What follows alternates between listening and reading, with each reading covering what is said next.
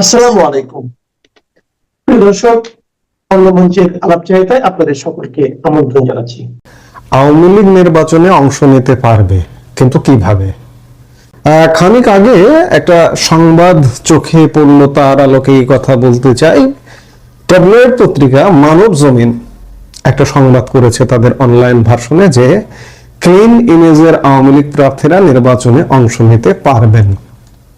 তাদের সংবাদে বলা হচ্ছে যে আসন্ন নির্বাচনে আওয়ামী লীগের অংশগ্রহণ অনেকটা অনিশ্চিত, কারণ দলটির কার্যক্রম নিষিদ্ধ রয়েছে। তাহলে এই অবস্থায় কি হবে দলটির ভবিষ্যৎ? ঢাকা দিল্লি আনুষ্ঠানিক অনানুষ্ঠানিক কূটনৈতিক আলোচনায় বিষয়টি এসেছে, কিন্তু সুনির্দিষ্টভাবে কোনো সিদ্ধান্ত হয়নি। তবে ঢাকার তরফে বলা হয়েছে আওয়ামী লীগের কার্যক্রম নিষিদ্ধ থাকায় এবারের নির্বাচনে অংশ নেওয়া সম্ভব নয়। তারা চাইলে স্বতন্ত্র প্রার্থী হতে পারেন। যাদের ইমেজ অপেক্ষাকৃত ক্লিন, তাদের পক্ষে স্বতন্ত্র প্রার্থী হওয়ার ব্যাপারে সরকারের কোনো আপত্তি নেই। কিন্তু যাদের বিরুদ্ধে মামলা মোকদ্দমা রয়েছে কিংবা মানবতা বিরোধী অপরাধের সঙ্গে সংশ্লিষ্টতা আছে, তাদের এমন কাউকে নির্বাচনে অংশগ্রহণের সুযোগ দেওয়া হবে না। মানবতা বিরোধী অপরাধের সঙ্গে যুক্ত থাকায় গত 12 মে এক প্রজ্ঞাপনে দলটির কার্যক্রম নিষিদ্ধ করা হয়। যুক্তরাষ্ট্র সহ ইউরোপের কয়েকটি দেশের পক্ষ থেকেও আওয়ামী লীগের অংশগ্রহণ নিয়ে সরকারের সঙ্গে অনানুষ্ঠানিক যোগাযোগ হয়। তাদেরকেও সরকার একই জবাব দেয় যে ওদিকে বলা হচ্ছে যে আওয়ামী লীগের ক্লিন ইমেজের নেতা কর্মীদের নিয়ে সংগঠিত হতে চেয়েছিল একটি অংশ, কিন্তু শেখ হাসিনা তাতে মত দেননি। শেখ হাসিনা বিশ্বাস করেন লড়াই করে ফের দলকে সংগঠিত করতে সক্ষম হবেন। যাই হোক, সংবাদটিতে বলা হচ্ছে যে আওয়ামী লীগ অংশগ্রহণ করতে পারবে, কিন্তু স্বতন্ত্র প্রার্থী হতে পারবে। কিন্তু আদৌ এই নির্বাচনে স্বতন্ত্র প্রার্থী হবে কিনা? আগামীকাল তফসিল ঘোষণার কথা আছে ত্রয়োদশ জাতীয় সংসদ নির্বাচনের। আমি বরাবরই বলেছি, এখনো বলছি যে এই যে আগামীকাল যে তফসিল ঘোষণা হবে, এই তফসিলে বাংলাদেশে ত্রয়োদশ জাতীয় সংসদ নির্বাচন হবে না। ছোটবেলায় আমরা একটা খেলা খেলতাম দুই বন্ধু মিলিয়ে, যে আমি যা দেখি তুমি কি তা দেখো। আজকে বড়বেলায় এসে যখন উপসম্পাদকীয় কলাম লিখি পত্রিকায় বা লিখতাম, কিংবা আপনাদের সামনে যখন কথা বলতে আসছি, তখন আবারও বলতে হয়, কলাম যখন লিখতাম অনেক ভবিষ্যৎবাণী করতাম, ভবিষ্যৎবাণীগুলো মিলে যেত। আজকেও ভবিষ্যৎবাণী করছি যে আপনাদের সাথেই বলছি যে আমি যা দেখি আপনারা কি তা দেখেন? উত্তর হবে বা হয়তো আপনারা অনেকে দেখছেন বা মনে করছেন, আবার অনেক দূরদর্শী মানুষও আছেন যারা মনে করছেন যে এই নির্বাচনটা হবে না, এই নির্বাচনের আড়ালে অনেক কিছু আছে। আমিও মনে করছি যে এই যে কালো অন্ধকার দেখা যাচ্ছে, নিকোষ কালো অন্ধকার, এই অন্ধকারের পেছনেও আমি আলো দেখতে পাচ্ছি। পেছনে আলো ছড়ানোর কাজ চলছে। গতকালকে বলেছি, আজকেও বলছি, এই যে আওয়ামী লীগের নির্বাচনে অংশগ্রহণ নিয়ে সরকারের আপত্তি নেই। আওয়ামী লীগের লোকজন স্বতন্ত্র প্রার্থী হিসেবে নির্বাচন করবে, আপত্তি নেই। আওয়ামী লীগের লোকজনই এই প্রক্রিয়ায় নির্বাচন করবে না।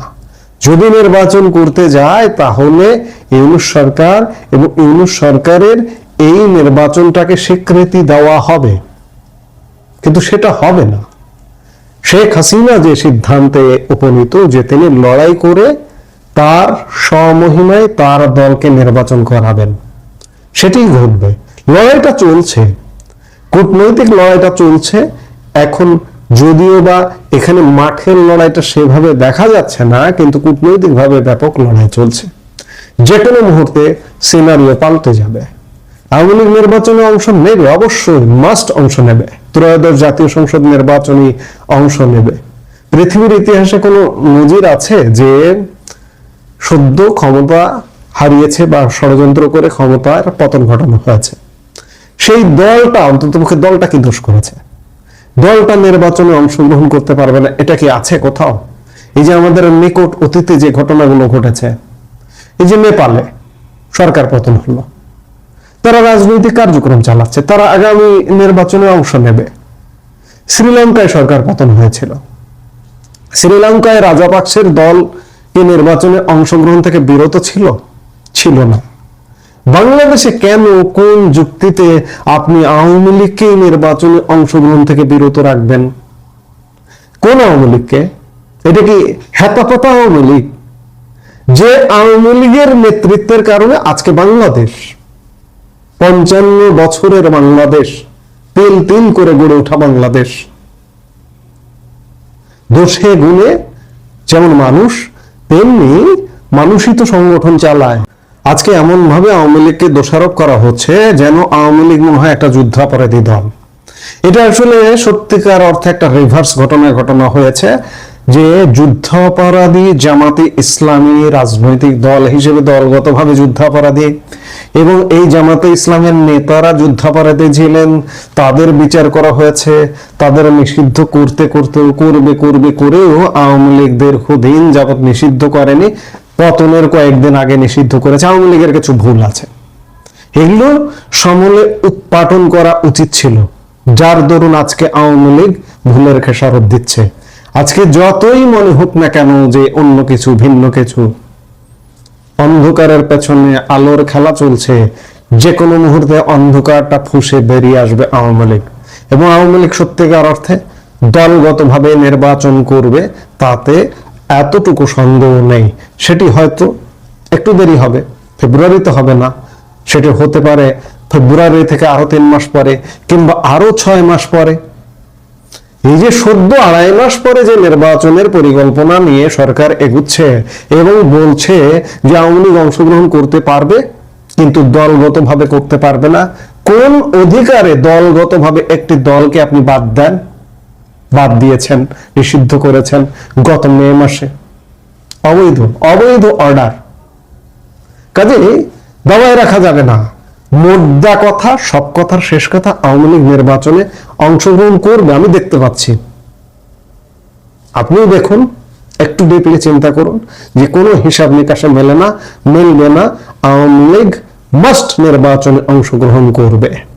তাদেরও প্রথম আলোর মতো একই সমস্যা, যে বাংলাদেশে জামায়াতে ইসলামীর যে উত্থান, ইসলামী রাজনীতির যে উত্থান, তাতে তারা শঙ্কা বোধ করেন, তারা সেটা অ্যাকসেপ্ট করতে, এখনো গ্রহণ করতে তারা প্রস্তুত নন।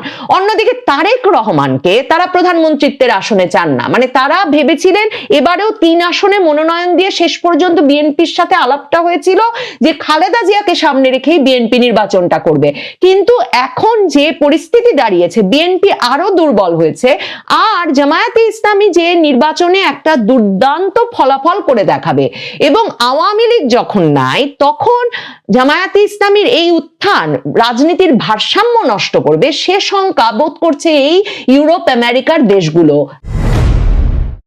বাংলাদেশের শীর্ষস্থানীয় দৈনিক প্রথম আলো একটা জাতীয় জনমত জরিপ প্রকাশ করা শুরু করেছে, যে জরিপটি তারা 12,76,00,000 ভোটারের বিপরীতে 1342 জন নারী পুরুষের উপর করেছে। সারা দেশে পরিচালিত এই জরিপটিকে তারা প্রতিনিধিত্বমূলক বলছে পরিসংখ্যানের তত্ত্বের ভিত্তিতে, এবং তারা বলছে যে এর ওপরে তাদের 99% কনফিডেন্স আছে যে এই যে মতামত উঠে এসেছে সেটা বাংলাদেশের ভোটারদের জন্য প্রতিনিধিত্বমূলক। জরিপের একটি ফলাফল নিয়ে আজকে তারা শিরোনাম করেছে, যেখানে তারা বলছে নির্বাচনে আওয়ামী লীগকে চান না 28%, শর্তহীন ও শর্তযুক্তভাবে চান 69%। তার মানে আসলে 69% মানুষ আগামী নির্বাচনে আওয়ামী লীগকে চান, সেই মানুষেরা যারা কিনা এরই মধ্যে ঠিক করেছেন তারা আগামী নির্বাচনে ভোট দেবেন। তো তাদের মধ্যে 69% প্রথম আলোকে বলেছেন তারা মনে করেন আওয়ামী লীগকে আগামী নির্বাচনে অংশ নিতে দেওয়া উচিত। তারা জরিপের যে ফলাফল বিস্তারিতভাবে এখানে তুলে ধরেছে, সেখানে তারা বলছে যে কি মেকার্স কনসাল্টিং লিমিটেড স্থানীয় একটি জরিপকারী প্রতিষ্ঠানকে দিয়ে তারা এই জরিপটি করিয়েছে।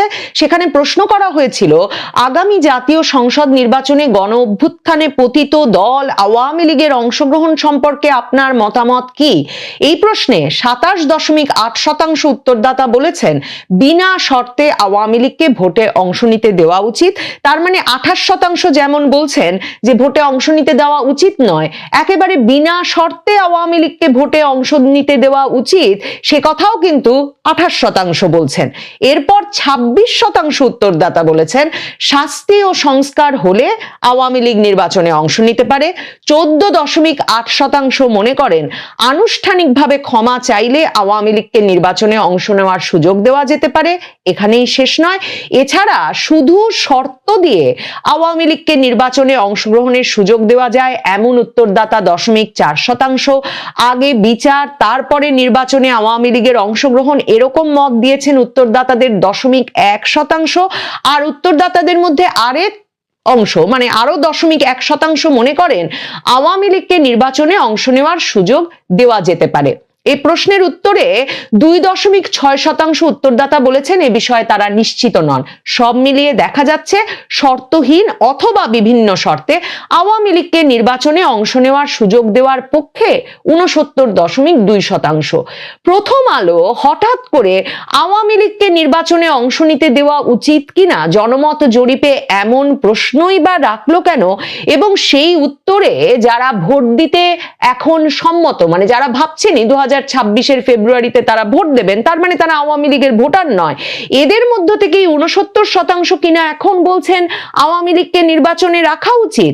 দেখেন প্রথম আলো তাদের জরিপে আগেও বলেছি আরেকটা প্রশ্ন করেছে, বিস্ফোরক প্রশ্ন, যে বাংলাদেশে ইসলামী আইন প্রবর্তন করলে ভালো হবে কিনা এমন একটা প্রশ্নের উত্তরে বাংলাদেশের 65% মানুষই কিন্তু উত্তর দিয়েছেন যে বাংলাদেশে তারা মনে করেন ইসলামী আইন প্রবর্তন করলে ভালো হবে।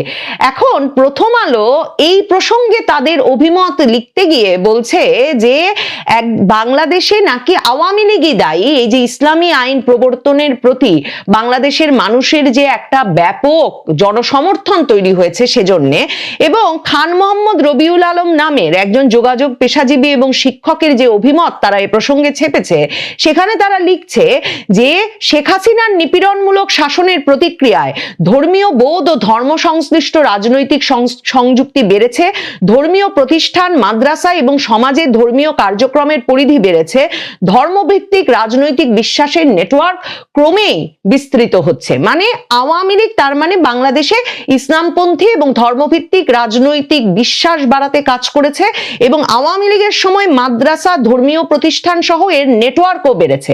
সরাসরি আওয়ামী লীগকে দায়ী করছে, আবার বলছে আওয়ামী লীগ এদের উপর নিপীড়ন চালিয়েছে, এমন যুক্তি তুলে ধরে তারপরে প্রথম আলোর প্রধানত যে মতামতটা এখানে বুঝতে পারবেন কেন আওয়ামী লীগকে নির্বাচনে ফিরিয়ে আনতে প্রথম আলোর এই তাগাদা, কারণ এরপরে এই প্রথম আলো লিখছে একই সঙ্গে আওয়ামী লীগের রাজনৈতিক কার্যক্রম নিষিদ্ধ থাকা, জাতীয় পার্টির রাজনৈতিক তৎপরতা অবারিত না হওয়া এবং 14 দলীয় জোটের সঙ্গে সংশ্লিষ্ট দলগুলোর কার্যক্রম সীমিত হয়ে পড়ায় ধর্মভিত্তিক রাজনৈতিক দলগুলো বিশেষ সুযোগ পাচ্ছে।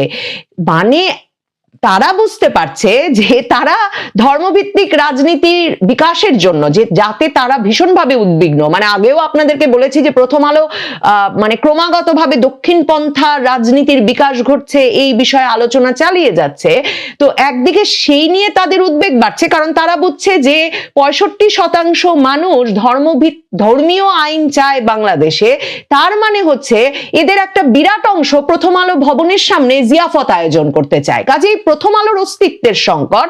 সে বলছে যে আওয়ামী লীগের কারণে এর বিকাশ ঘটেছে, আবার বলছে আওয়ামী লীগ সহ 14 দলীয় জোটের আওয়ামী লীগ এবং তার শরিক দলগুলোর রাজনৈতিক কার্যক্রম নিষিদ্ধ থাকার ফলে তারা এক রকমের বিশেষ সুযোগ পাচ্ছে। প্রথম আলো এই বিশেষ সুযোগের অবসান চায়, কারণ এছাড়া নির্বাচনের ক্ষেত্রে তাদের জরিপে যে ফলাফল উঠে এসেছে যেখানে বিএনপি নির্বাচনে জয়ী হয়ে আসবে বলে 66% মানুষ মনে করছে, প্রথম আলো শঙ্কিত যে 65% মানুষ ইসলামী শাসন চায়, আবার 26% মানুষ এখানে বলেছেন তারা মনে করেন জামায়াত নির্বাচনে জয়ী হয়ে আসবে। যখন এই জরিপে প্রশ্ন করা হয় যে কাকে প্রধানমন্ত্রী হবেন বলে সম্ভাবনা দেখছেন, তখন প্রথম আলো দেখে যে লোকে বলছেন 47% বলছেন যে তারেক রহমান প্রধানমন্ত্রী হবেন বলে তারা সম্ভাবনা সবচেয়ে বেশি দেখছেন। খালেদা জিয়া হবেন বলে তারা প্রায় 19% দেখছেন। তার মানে তারেক রহমানের ক্ষেত্রে প্রায় 66% এসে জমা হয়। জামায়াতের ক্ষেত্রে সেক্ষেত্রে 25.5% মতো পেয়েছেন শফিকুর রহমান। প্রথম আলো 1-11 সময় যে ভূমিকা পালন করেছে, যেভাবে তারেক রহমান সহ রাজনৈতিক নেতৃবৃন্দকে সেনা শাসিত তত্ত্বাবধায়ক সরকার দুর্নীতির অবসান ঘটানোর নামে, বাংলাদেশের রাজনৈতিক সংস্কারের নামে যেভাবে ধরে ধরে নিয়ে গিয়ে সেনা হেফাজতে অত্যাচার করেছে, যে ধরনের মানে দিনের পর দিন নির্যাতনের মধ্যে জবানবন্দি গ্রহণ করেছে, এবং সেসব জবানবন্দি মতিউর রহমান মাহফুজ আনামের প্রথম আলো, ডেইলি স্টার যেভাবে অবারিতভাবে ছেপে গেছে, ডিজিএফআই এর সামরিক সেনা গোয়েন্দাদের সরবরাহ করা সেসব জবানবন্দি, তখন তারেক রহমানকে উঠিয়ে নিয়ে গিয়ে তার উপর যে 1.5 বছরের মতো সেনা হেফাজতে ভয়াবহ অত্যাচার চলল, সেই অত্যাচারকে একরকমের সমর্থন দিয়েছে। এবং তারেক রহমান দিনে দিনে যে অসুস্থ হয়ে পড়েছেন, তিনি সুস্থ তরুণ গিয়েছেন হেফাজতে এবং তারপর আদালতে হাজিরা দিতে হাজির হয়েছেন হুইল চেয়ারে করে, মেরুদণ্ড ভাঙা অবস্থায়। প্রথম আলোর মতো পত্রিকাগুলো একে সংস্কার এবং দুর্নীতি বিরোধী অভিযানের অংশ হিসেবে বাহবা দিয়েছে, সমর্থন করেছে। কাজে প্রথম আলো জানে, ঠিক যেমন ভাবে অন্য যারা যারা যেসব প্রতিষ্ঠান তারেক রহমানের দেশে ফেরার পথে বাধা সৃষ্টি করছে, তারা জানে যে তারেক রহমান প্রধানমন্ত্রী হয়ে ফিরে এলে তাদের ওপরে এর একটা প্রভাব পড়বে। তিনি এক রকমের প্রতিশোধ না নিলেও তিনি নিশ্চিতভাবে এর এক রকমের জবাবদিহিতা আদায় করে ছাড়বেন, যে কেন সে সময় তার উপর ওই অত্যাচারে এরা নীরব সমর্থন বা সরব সমর্থন দিয়ে গেল। কাজে প্রথম আলোর তারেক রহমানকে প্রধানমন্ত্রিত্ব পাওয়ানোতে যেমন এক ধরনের তারেক রহমান নিরঙ্কুশ প্রধানমন্ত্রিত্ব পাবেন সেটা নিয়ে এক রকমের শঙ্কা আছে, ঠিক তেমনি প্রথম আলো শঙ্কিত জামায়াতে ইসলামী বাংলাদেশের নেতৃত্বে চলে আসবে তা নিয়েও। প্রথম আলো চাইছে যে আওয়ামী লীগ এবং তার সহযোগী দলগুলো 14 দল এক রকমের রাজনীতিতে ফিরে আসুক, যাতে একটা ভারসাম্য তৈরি হয়, তাদের পিঠ বাঁচানোর জন্য, তাদেরকে সমর্থনের জন্যও একটি অংশ থাকে, যারা ওই যে তাদের ভবনের সামনে জিয়াফত দিয়ে আজকেই মতিউর রহমানের প্রথম আলো ভেঙে দিতে হবে, গুড়িয়ে দিতে হবে, উঠিয়ে দিতে হবে যে পক্ষটি, তাদের প্রতিরোধ করে তুলতে পারে তাদের বিপক্ষে, এমন একটা অংশ যাতে থাকে, একটা ভারসাম্য থাকে রাজনীতিতে। সে কারণে প্রথম আলোর এই আকুতি যে আওয়ামী লীগকে নির্বাচনে নিয়ে আসার পক্ষে 69% মানুষ কথা বলছে। মানব জমি একটা ভীষণ ইন্টারেস্টিং প্রধান শিরোনাম করেছে এখন তাদের অনলাইন পত্রিকায়, যেখানে তারা বলছে, আজকেই এই শিরোনাম করেছে যে ক্লিন ইমেজের আওয়ামী লীগ প্রার্থীরা নির্বাচনে অংশ নিতে পারবে। আপনাদেরকে আমি 2 দিন আগে বলেছি যে মানব জমিন সম্পাদক মতিউর রহমান চৌধুরী, যিনিও বরাবরের আওয়ামী লীগ বিরোধী একটা অবস্থানের জন্য তিনি পরিচিত, সুপরিচিত, মার্কিন যুক্তরাষ্ট্র ঘনিষ্ঠ সাংবাদিক, তিনি কদিন আগে তার পত্রিকায় বলেছেন যে ভারত বাংলাদেশ সম্পর্কে একটা নতুন মোড়, নরেন্দ্র মোদী এখন থেকে সরাসরি ভারত বাংলাদেশ সম্পর্কটি দেখবেন। আমি তখনই আপনাদের বলেছিলাম যে যুক্তরাষ্ট্রের তরফে এটাই অবস্থান যে ভারতের চোখেই পুরো দক্ষিণ এবং মধ্য এশিয়ার রাজনীতি এবং ভূরাজনীতিকে বিশ্লেষণ করতে চায়, দেখতে চায় মার্কিন যুক্তরাষ্ট্র। এমনকি সম্প্রতি তারা যে নিরাপত্তা কৌশল প্রকাশ করেছে সেখানেও তারা এই মত পরিষ্কারভাবে দিয়েছে। মানব জমিন আজকে যেই প্রতিবেদন ছাপছে সেখানে তারা লিখছে ক্লিন ইমেজের আওয়ামী লীগ প্রার্থীরা নির্বাচনে অংশ নিতে পারবে। আওয়ামী লীগের অংশগ্রহণ অনেকটাই আগামী নির্বাচনে অনিশ্চিত হলেও কি হবে দলটির ভবিষ্যৎ, এই নিয়ে ঢাকা, দিল্লি আনুষ্ঠানিক অনানুষ্ঠানিক কূটনৈতিক আলোচনায় বিষয়টি এসেছে। তারপর বলা হচ্ছে সুনির্দিষ্টভাবে কোনো সিদ্ধান্ত হয়নি, তবে ঢাকার তরফে বলা হয়েছে আওয়ামী লীগের কার্যক্রম নিষিদ্ধ থাকায় এবারের নির্বাচনে অংশ নেওয়া সম্ভব নয়। তারা চাইলে স্বতন্ত্র প্রার্থী হতে পারেন। যাদের ইমেজ অপেক্ষাকৃত ক্লিন তাদের পক্ষে স্বতন্ত্র প্রার্থী হওয়ার ব্যাপারে সরকারের কোনো আপত্তি নেই, কিন্তু যাদের বিরুদ্ধে মামলা মোকদ্দমা রয়েছে কিংবা মানবতা বিরোধী অপরাধের সঙ্গে সংশ্লিষ্টতা রয়েছে এমন কাউকে নির্বাচনে অংশগ্রহণের সুযোগ দেওয়া হবে না। এরপর মানবজমিন বলছেন, যুক্তরাষ্ট্র সহ ইউরোপের কয়েকটি দেশের পক্ষ থেকে আওয়ামী লীগের অংশগ্রহণ নিয়ে সরকারের সঙ্গে অনানুষ্ঠানিক যোগাযোগ হয়েছে, তাদেরকেও সরকার একই জবাব দিয়েছে। ওদিকে আওয়ামী লীগের ক্লিন ইমেজের নেতাকর্মীদের নিয়ে সংগঠিত হতে চেয়েছিল একটি অংশ, কিন্তু শেখ হাসিনা তাতে মত দেননি। হাসিনা বিশ্বাস করেন লড়াই করে ফের দলকে সংগঠিত করতে সক্ষম হবেন। মানে আপনি আমি সকলেই জানি, এসব নিয়ে আমরা বারবার আলাপ করেছি যে যুক্তরাষ্ট্র ইউরোপের তরফে ক্রমাগতভাবে চাপ বাড়ছে যে আওয়ামী লীগ সহ একটা অংশগ্রহণমূলক নির্বাচন করতে হবে, কারণ তাদেরও প্রথম আলোর মতো একই সমস্যা যে বাংলাদেশে জামায়াতে ইসলামীর যে উত্থান, ইসলামী রাজনীতির যে উত্থান, তাতে তারা শঙ্কা বোধ করেন, তারা সেটা অ্যাকসেপ্ট করতে, এখনো গ্রহণ করতে তারা প্রস্তুত নন।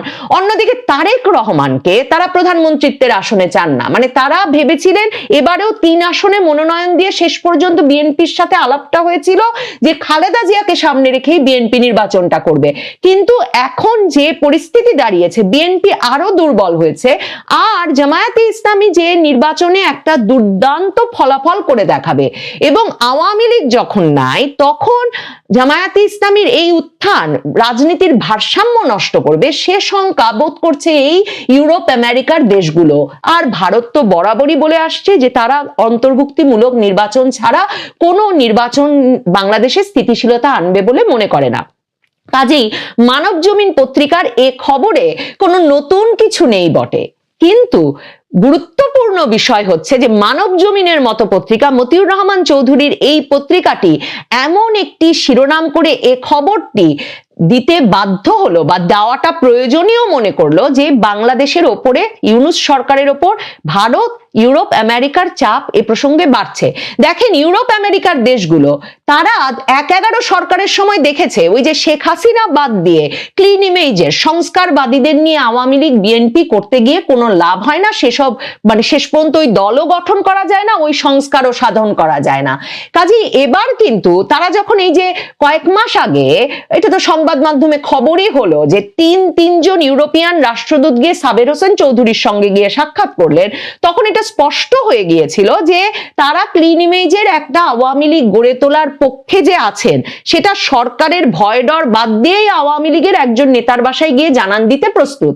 কিন্তু এবার তারা এ দফায় এটাও জানেন যে হাসিনার আশীর্বাদ যদি না থাকে, শেখ হাসিনার সমর্থন যদি না থাকে, তাহলে সেই ক্লিন ইমেজের দল টিকবে না।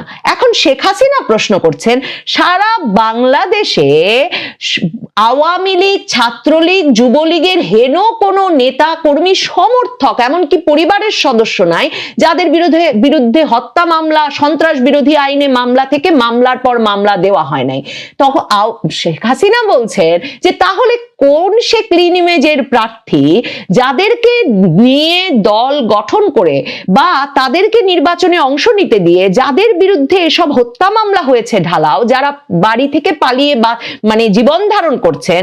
আওয়ামী লীগ বলে প্রায় 2 কোটি আওয়ামী লীগার এখন স্থানচ্যুত হয়েছেন, মানে নিজের এলাকায় থাকতে পারছেন না। তো সেসব মানুষের বাড়ি ফিরে যাওয়ার কি ব্যবস্থা হবে? এই প্রশ্নের উত্তর এখন ইউনূস সরকারের কাছে কিন্তু এই পশ্চিমা দেশগুলো খুঁজছে। কাজে ইউনূস সরকার ক্লিন ইমেজের প্রার্থীরা অংশ নিতে পারবেন, আমাদের আপত্তি নাই, এই উত্তর তাদের কাছে গ্রহণযোগ্য হচ্ছে না। মানবজমিনের এই ছোট্ট প্রতিবেদনটি থেকে পরিষ্কার যে পশ্চিমের দেশগুলো এবং ভারত, ইউরোপ, যুক্তরাষ্ট্র এবং ভারত, তারা এ বিষয়ে ক্রমাগত চাপ বজায় রেখেছে এবং এরই মধ্যে সরকারকে বলতে হচ্ছে যে ক্লিন ইমেজের প্রার্থীরা স্বতন্ত্র প্রার্থী হিসেবে অংশ নিতেই পারেন, তাতে আওয়ামী লীগের কোনো পক্ষ রাজি নন।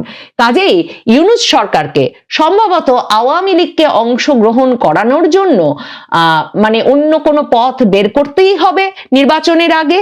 আর এতে খুবই তাৎপর্যপূর্ণ যে প্রথম আলো, মানবজমিনের মতো শীর্ষস্থানীয় পত্রিকাগুলো, যেগুলো বরাবর শেখ হাসিনা বিরোধী, আওয়ামী লীগ বিরোধী একটা অবস্থানে থেকেছে, তাদের এখন মুখ ফুটেছে। তারাও বলছেন যে আওয়ামী লীগকে নির্বাচনে অংশ নিতে দেওয়া উচিত। এ বিষয়ে দেশের ভেতরে বাইরে চাপ এবং তৎপরতা বাড়ছে।